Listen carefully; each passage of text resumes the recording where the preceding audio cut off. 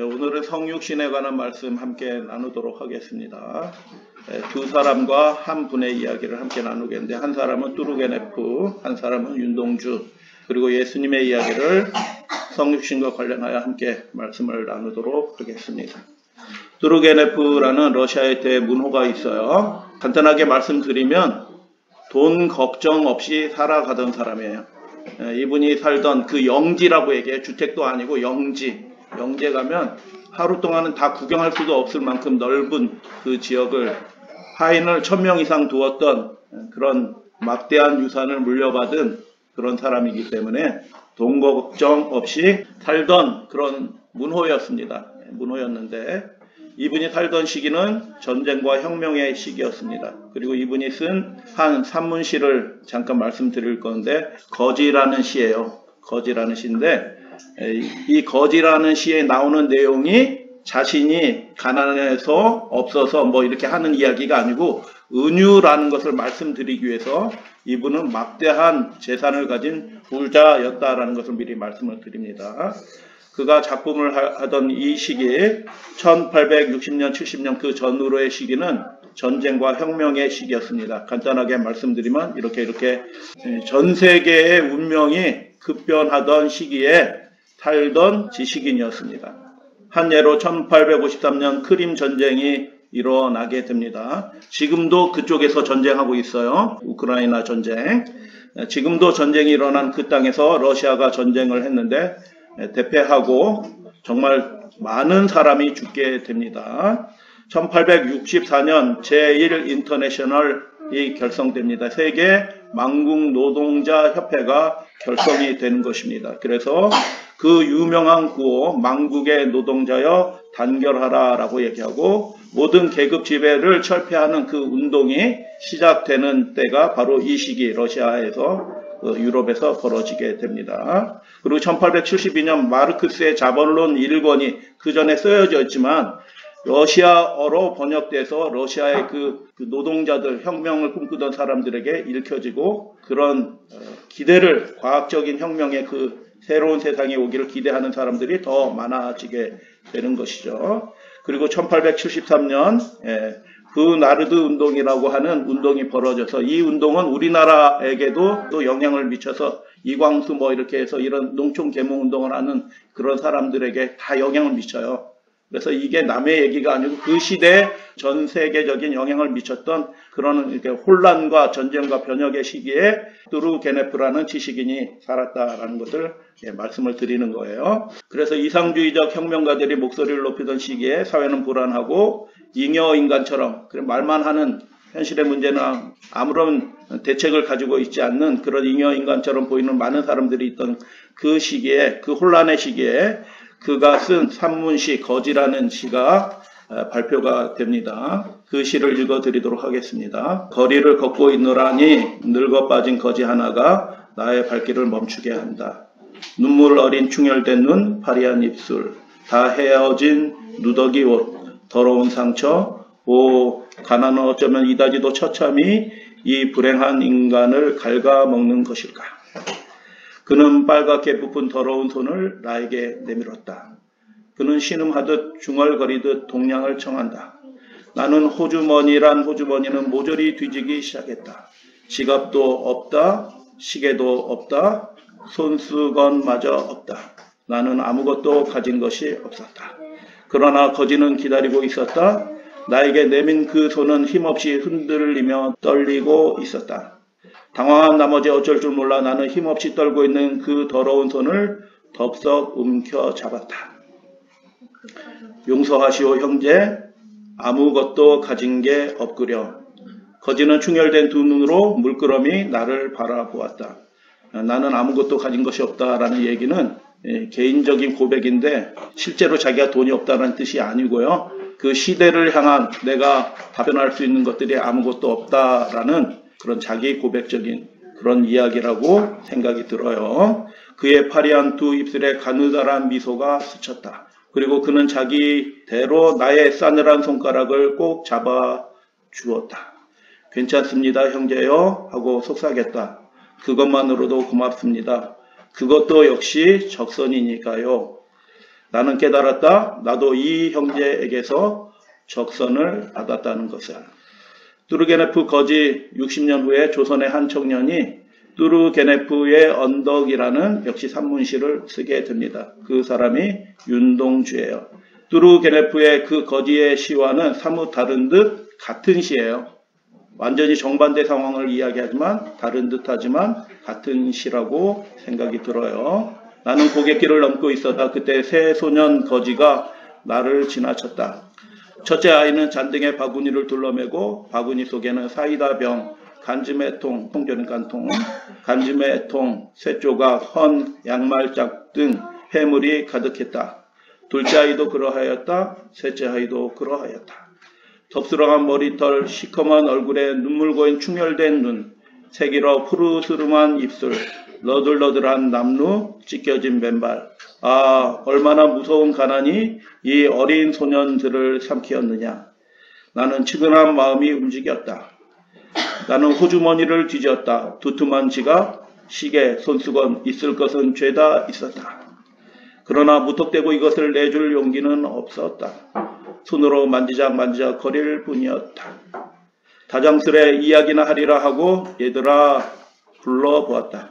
첫째 아이가 충혈된 눈으로 흘끔 돌아볼 뿐이었다. 둘째 아이도 그러할 뿐이었다. 셋째 아이도 그러할 뿐이었다.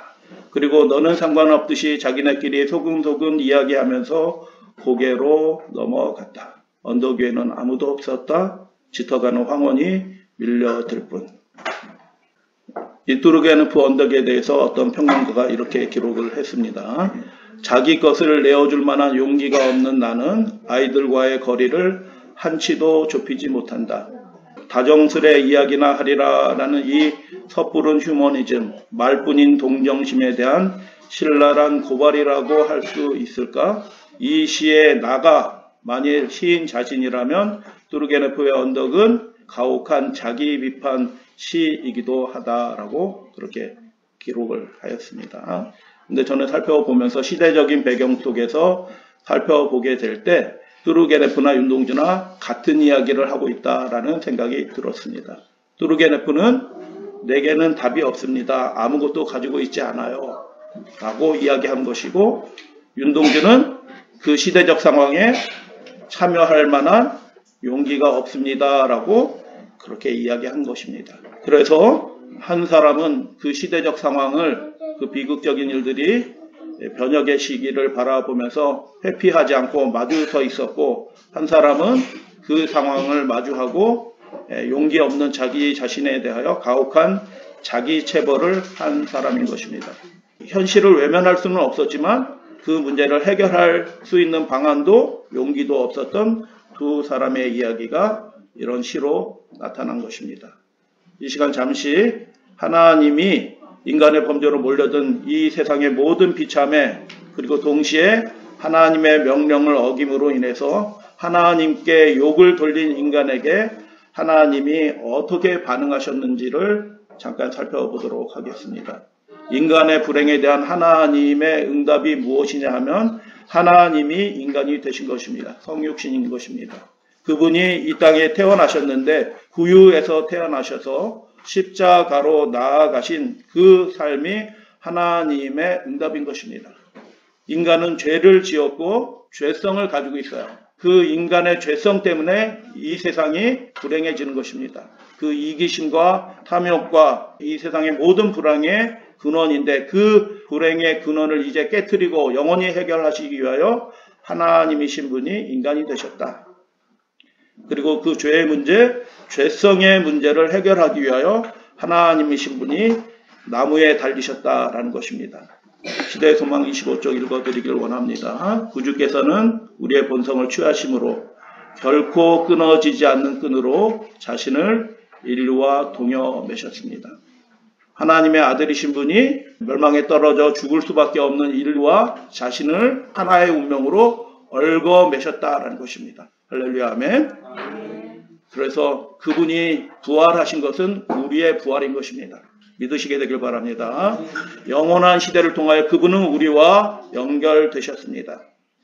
죄인을 하나님과 연결시키기 위하여 그분은 하늘 보좌를 버리셨을 뿐 아니라 사람에게도 버림을 받으셨습니다. 인자는 머리 둘 곳이 없다라고 말씀하셨죠. 그래서 디모데전서 3장에 보면 크도다 경건의 비밀이요 그렇지 않다 하는 이가 없도다라고 말씀하면서 성육신에 대해 말씀하시는 것입니다. 그분은 육신으로 나타난 바 되셨다라는 것입니다. 그것이 신앙의 비밀이다라는 것이에요. 경건 생활의 가장 큰 비밀이 뭐냐 하면 자기를 하나님의 뜻을 위하여 자신을 낮추는 거예요. 자신을 비우는 그것이 우리 신앙생활의 능력의 가장 커다란 영적인 비밀이다라고 바울은 그렇게 얘기하는 거예요. 여러분도 이 놀라운 비밀을 경험하시게 되길 바랍니다. 높아지려고 하는 사람들이 이 세상의 역사들 가운데 수도 없이 많았지만 우리를 살리게 하는 영적인 비밀은 무엇이냐면 자기를 비워 종의 형체를 입으신 예수 그리스도의 모습에서 나타난 그 영성을 우리가 갖게 되기를 바란다라고 하나님께서 그렇게 말씀하신 거예요. 그래서 성육신하신 그리스도의 모습은 신앙생활의 능력의 비밀인 것입니다. 우리를 통해서 하나님의 능력이 나타나야 되잖아요. 나타날 수 있는 그 유일한 비밀이 무엇이냐 하면 자기를 낮추는 거예요. 자기를 내려놓는 것이에요. 하나님의 영이 충만하도록 우리 자신을 허락하는 것입니다. 그것이 크도다 경건의 비밀이여 라고 말씀하시면서 육신으로 나타나신 하나님의 모습을 바라보라 라고 그렇게 말씀하는 것입니다. 그분은 그의 신성에 인성을 입으셨다. 그분은 항상 하나님으로 계셨지만 하나님으로 나타나지는 않으셨다. 그분은 하나님의 우주에 대한 경의를 표하고 경탄을 불러일으켰던 하나님의 모습을 가리셨다. 그분은 지상에 계실 때 하나님이셨지만 하나님의 형상을 버리시고 대신하여 사람의 형상과 모양을 취하셨다. 그분은 사람으로 이 땅을 걸으셨다. 우리를 위하여 그분은 가난하게 되셨으니 그분은 다 내어주셨던 것입니다. 하나도 남김없이 다 내어주셨습니다. 이는 그분의 가난을 통하여 우리를 부요하게 하려 하심이었다. 그분은 그분의 영광과 존귀를 내려놓으셨다. 할렐루야 아멘. 어떻게 베들레헴 구유에 누워있던 그 무력한 아기가 여전히 신성한 하나님의 아들이 될 수 있을까? 우리는 이해할 수 없지만 세상을 만드신 그분이 우리를 위하여 무력한 아기가 되셨다는 것을 믿을 수 있다. 믿으시게 되길 바랍니다. 그래서 로마서 8장에 보면 율법이 육신으로 말미암아 연약하여 할 수 없는 그것을 여러분 우리가 죄를 범했을 뿐만 아니라 그 죄성이 우리 안에 있어서 끊임없이 그 죄성이 우리를 불행하게 만드는 그런 결정을 하게 만드는 거예요. 그 죄성을 통제할 수 있는 사람은 아무도 없어요. 속수무책인 것입니다. 그런데 육신이 우리가 연약하여 할 수 없는 그것을 하나님께서 하실 수 있도록 도와주시는 일이 있는데 그것이 십자가를 통해서 나타나고 성령을 통하여 우리 속사람의 그 예수의 영이 거하게 하심으로 그 죄성을 극복하고 이겨낼 수 있도록 하나님이 도와주신다라는 약속의 말씀이에요. 여러분 믿으시게 되길 바랍니다. 하나님은 자기의 아들을 죄 있는 육신의 모양으로 보내어 그 육신의 죄를 담당하게 하셨다라고 그렇게 말씀하셨어요. 여러분 죄인인 우리가 수치와 모욕과 멸시를 당해야 되는데 죄인인 우리가 멸시를 당하지 않게 되고 수치를 당하지 않게 되고 죽임을 당하지 않게 된 이유가 무엇이냐 하면 하나님이신 분이 그의 사랑하는 아들에게 그 모든 것을 대신하여 지도록 그 육신의 죄를 정하셨다라고 말씀하십니다. 4절 말씀 함께 우리가 고백하는 마음으로 읽도록 하겠습니다. 육신을 시작. 육신을 따르지 않고 그 영을 따라 행하는 우리에게 율법의 요구가 이루어지게 하려 하십니다. 아멘. 죄성을 극복할 수 없어서 끊임없이 하는 모든 행위마다 죄된 일을 할 수밖에 없었던 인간이었지만 이제 하나님의 영으로 말미암아 새 사람이 되어 새로운 일을 할 수 있는 사람이 되도록 하셨다라고 그렇게 말씀하는 것입니다. 인성을 취하심으로 그리스도는 인류와 하나가 되셨고 동시에 하늘에 계신 우리 아버지를 죄된 인간에게 드러내기 위해 오셨다. 그분은 모든 것에서 우리와 같이 되셨다. 그분은 우리와 똑같은 육신이 되셨다. 그분은 줄이고 목마르시고 피곤하셨다. 그분은 음식으로 지탱하셨고 수면으로 원기를 회복하셨다. 하나님이신 분이 이렇게 하신 것입니다. 그분은 인간의 운명과 함께 하셨지만 그분은 흠이 없는 하나님의 아들이셨다. 오늘날 남녀가 유혹과 시험을 받는 것처럼 유혹과 시험을 받으셨지만 죄와 상관없는 생애를 사셨고 우리도 그렇게 도와주시는 분이 살아계신다라고 그렇게 말씀하시는 것입니다. 우리 무리의 죄악을 그분에게 담당시키셨도다라고 예언되어 있고 그렇게 하신 것입니다. 그 영혼을 그분의 생명을 속건 제물로 드리셨다라고 그렇게 말씀하시는 것입니다. 여러분, 죄를 지으면 잘못을 하면 잘못을 한 그 당사자가 그 죄의 대가를 치르는 것입니다. 그런데 잘못한 당사자가 아무 형벌도 당하지 않고 대신하여 자신의 생명을 속건 제물로 드리신 분이 계시다라고 그렇게 말씀하는 것입니다. 여러분, 우리로 하여금 자유하게 하시기 위하여 하나님의 아들이신 분이 인간이 되셨고 그분의 생명을, 존귀한 생명을, 죄 없으신 흠 없는 그분의 생명을 속건 제물로 드리셨다라는 것을 여러분 기억하시게 되길 바랍니다. 여러분, 속건 제물이 뭐 하는 제물이에요? 속건 제물이 뭐 하는 제물인가요? 속죄제인가요? 아니에요. 레위기 5제사 중에서 마지막 5번째 제사가 속건제인데 속건제는 배상하는 제사예요. 배상하는. 그 잘못하는 것에 대하여 속죄하기 위해서는 배상을 반드시 해야 되는 것입니다. 근데 여러분, 죄의 삭은 뭐예요? 죄에 대한 배상은 뭐예요? 사망인 거예요.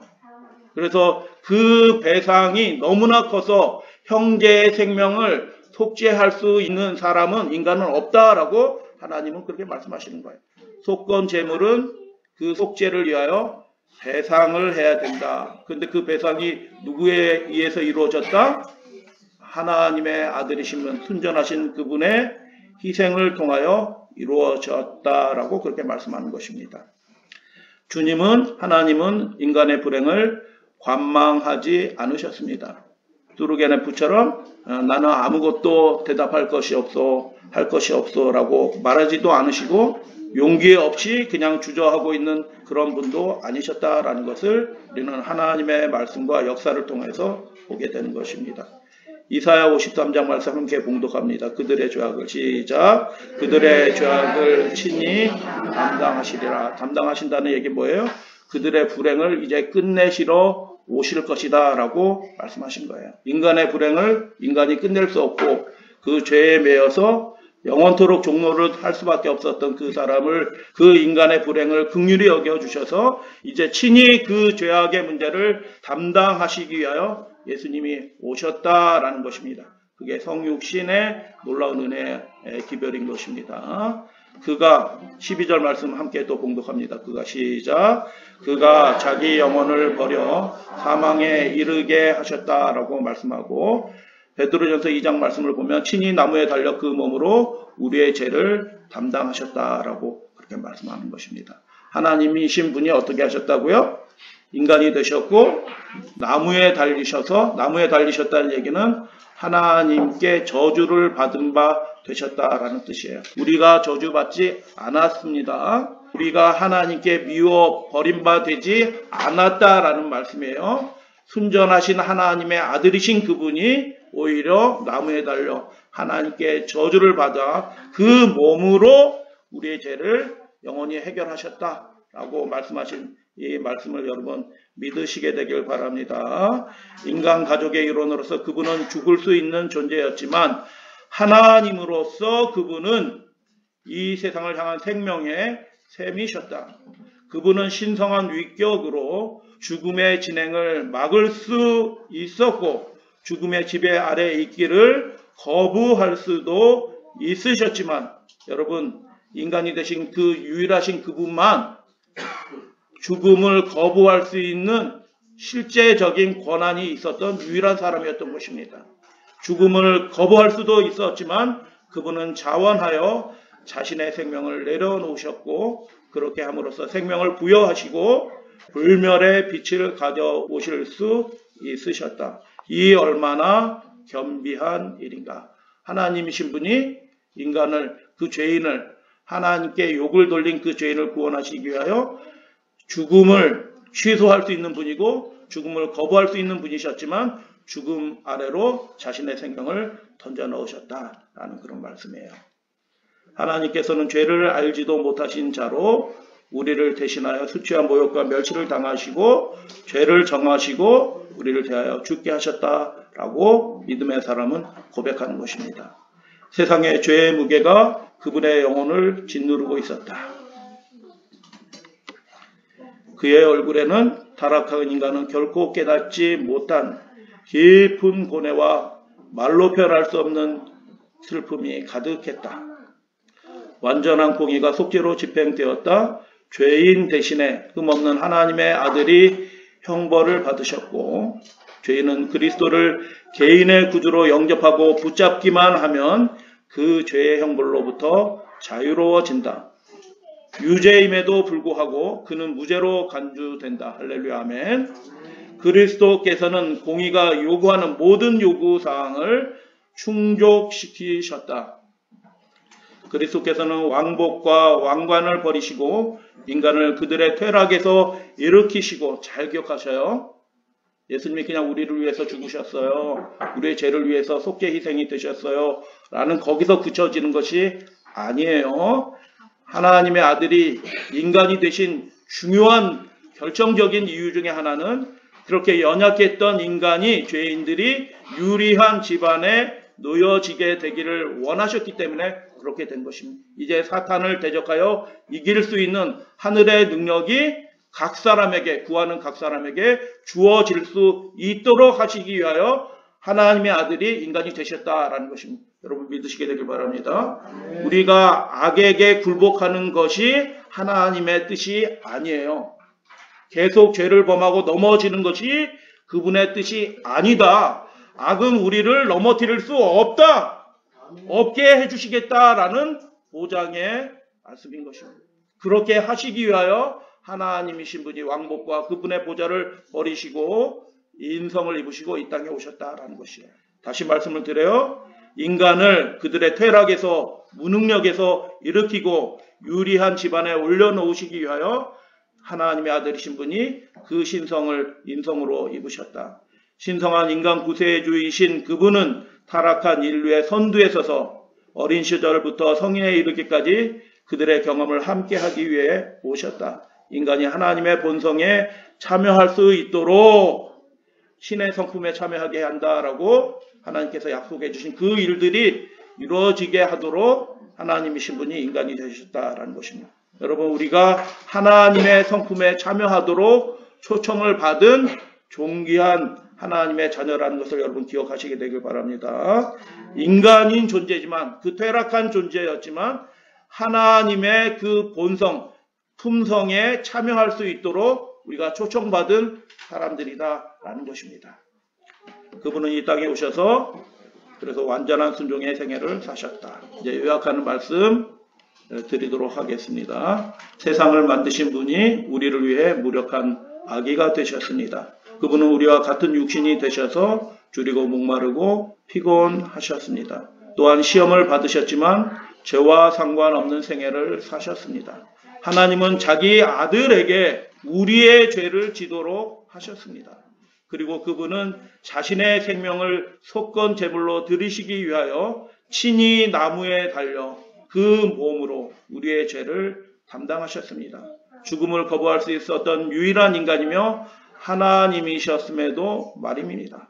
오, 얼마나 놀라운 하나님의 겸비입니다. 뚜르게네프는 솔직하게 고백한 것입니다. 형제여, 용서하시오. 나는 이 시대를 위해서 내어줄 수 있는 것이 아무것도 없구려 라고 이렇게 솔직하게 자신의 무력함을, 아무런 대책 없음을 고백한 것입니다. 정직한 지식인이라고 저는 생각을 해요. 근데 예수님의 하신 일들을 여러분 생각하시면서 하나님이신 분은 우리 인간의 불행을 끝내시기 위하여, 죄악의 역사를 끝내시기 위하여 그들의 죄악을, 그들의 불행을 친히 담당하시리라 라고 약속하셨고, 친히 나무에 달려 그 몸으로 우리의 그 문제를, 불행을, 죄의 결과를, 형벌을 담당하셨다라고 그렇게 말씀하는 것입니다. 하나님은 어떻게 하신 분이셔요? 내가 이 문제 해결할 거야 라고 말씀하시고 그 문제를 실제로 해결하신 분이다라는 것을 이 말씀을 통해서 우리가 보게 되는 것입니다. 우리 사랑하는 믿음의 가족들도 그렇게 하나님, 성육신하신 이 하나님의 모습을 바라보게 될 때 우리가 어떤 생각을 하게 되냐 하면, 야, 하나님이신 분이 이렇게까지 수고하시고 고통 가운데 떨어져서 우리를 구원하셨으니 우리가 어떻게 살아가야겠나 하는 생각이 드는 것입니다. 하나님 앞에 진짜 열심히 살아가야겠다, 진실하게 살아가야겠다, 주님을 기쁘시게 하면서 살아가야겠다라는 것을 인간이 되신 하나님의 모습을 우리가 바라보면서 생각하게 되는 것입니다. 여러분, 그렇게 살아주시게 되길 바랍니다. 우리의 인생의 가치는 그냥 주어진 삶이 아니라 하나님의 그 말할 수 없는 희생을 통해서 다시 주어진 고귀한 삶을 우리가 살고 있다라는 것입니다. 하나님이신 분이 인간의 불행을 방치하지 아니하시고 완전하게 문제를 해결하시기 위하여 자신을 내어주셨다라고 말씀하는 것입니다. 베드로전서 2장 24절 뒷부분은 이렇게 되어 있어요. 그냥 직역하는 겁니다. 우리가 죄들에 대해서 하나님이신 분이 우리의 죄를 담당하신 이유가 무엇이냐? 우리가 죄들에 대하여는 죽고 의에 대해서는 살도록 하기 위해서 하나님이신 분이 인간이 되셨다라는 것입니다. 하나님의 뜻을 기쁘게 이루어드리는 그런 삶을 살도록 하기 위하여 하나님의 존귀하신 아들이 죄를 정함을 받아서 저주를 받으사 우리의 죄를 담당하셨으니 이제 의에 대하여 하나님을 위하여 살라라고 명령하신 대로 그렇게 하나님을 기쁘시게 하는 믿음의 가족들 되어주시기를 주님의 이름으로 축복하고 당부드립니다. 그분의 채찍 자국으로 너희가 회복되었다라고 베드로는 우리에게 말하는 것입니다. 예수님은 우리를 위해 전부를 주셨는데 주님 나라를 위해 제 작은 삶을 드리는 것조차도 여전히 주저했던 저를 예수님 용서해 주세요. 그리고 감사합니다. 말씀 마치도록 하겠습니다.